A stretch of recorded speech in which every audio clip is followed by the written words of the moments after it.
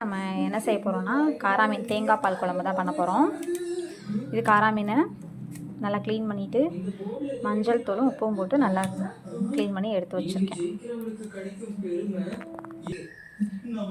இப்போ வந்து இந்த மண் பாத்திரம் நல்லா காஞ்சிருச்சு. மண் சட்டி இதில் வந்து இப்போ எண்ணெய் ஊற்றிட்டு இதில் எண்ணெய் ஊற்றுவோம். ஃபஸ்ட்டு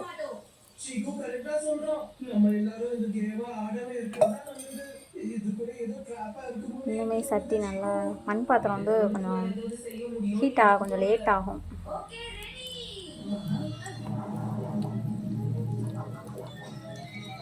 இது எண்ணெய் நல்லா காஞ்சதுக்கப்புறம் அது கூடவே வெந்தயமும் சோம்பும் போட்டு நல்லா பொரிய விடணும். இன்னுமே சட்டி வந்து நல்லா காயில் போல இது நல்லா வெடிக்கட்டும்.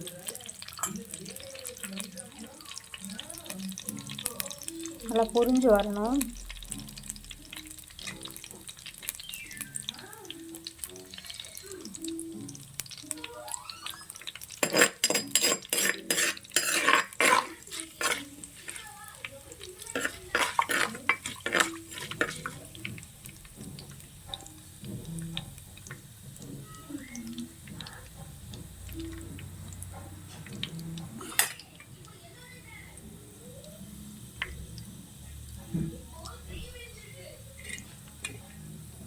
அது கூடவே 3 பச்சை மிளகா,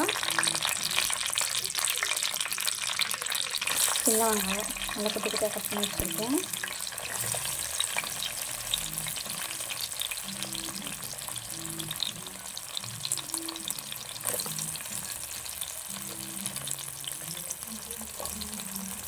அது கூட கொஞ்சம்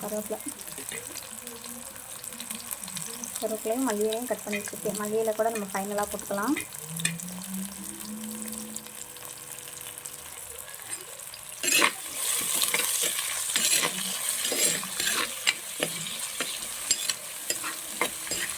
இது நல்லா வதங்கணும்.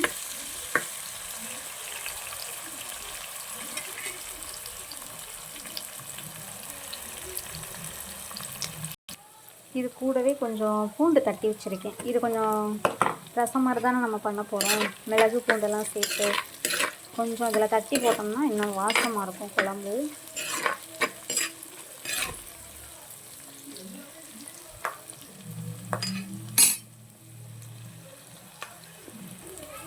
இது கூடவே அடுத்தாப்பில் தக்காளி சேர்த்துக்குருவோம்.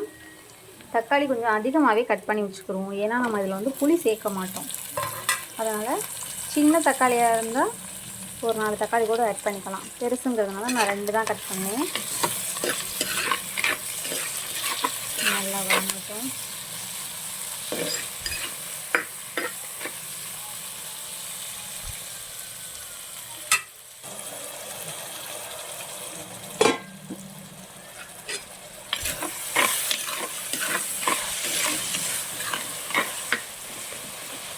நல்லா தக்காளியெல்லாம் வதங்கணும்.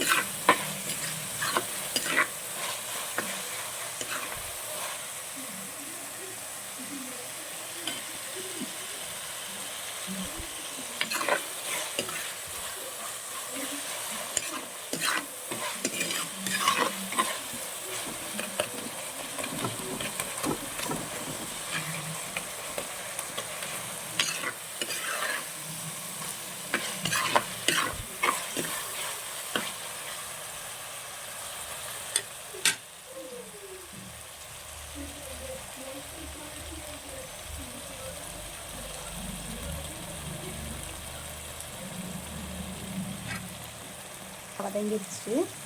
இது கூடவே நம்ம அரைச்சி வச்சுருந்த தேங்காய்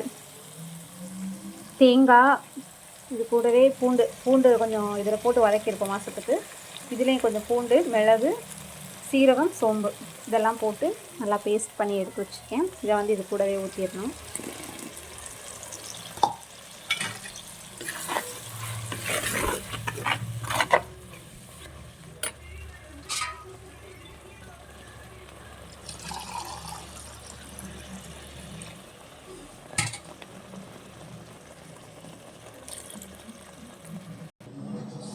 இது கொஞ்சம் தண்ணியாக தான் இருக்கும். ஏன்னா நம்ம வந்துட்டு தேங்காய் பால் ஊற்றி பண்ணுறோம்ல, கொஞ்சமாக தான் நான் பண்ணியிருக்கேன்.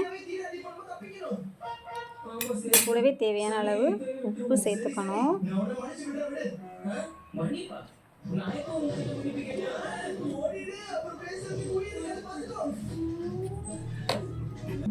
தேவையான அளவு சால்ட்டு சேர்த்துட்டு அவ்வளோதான். இது கொதிச்சதுக்கப்புறம் நம்ம மீனை போட்டு இறக்கிற வேண்டியதான். கொஞ்சம் நேரம் மீனை போட்டு வேக வச்சு இறக்கிடணும்.